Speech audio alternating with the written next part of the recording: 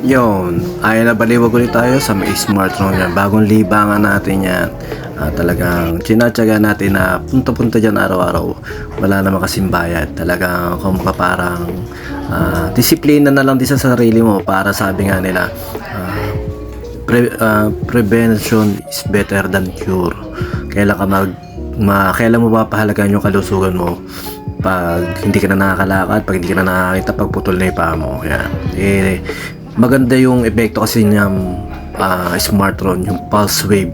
Parang kami-kami wave yan. Hindi, joke lang. Basta ganun.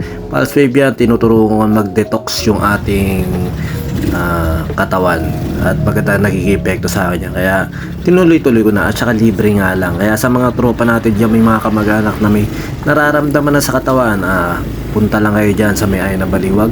Malapit dyan sa Bilyarica ba yun? Basta ganyan, sa may marapit lang di sa RCS. O kaya kung gusto nyo magtanong, PM lang kayo sa akin. Wala namang babayaran dyan. Basta pumunta lang kayo dyan.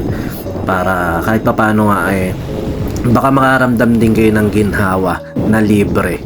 At lalo na yan sa mga tropa natin, mga taga Baliwag, napakalaking advantage na mas malapit kayo dyan dahil napakaraming taga ibang lugar na dumadayo pa dyan para makakalibre lang ng konting ginhawa sa kanilang mga karamdaman. Ayun lang, sumayo ka pa yung Pampis Video. God bless.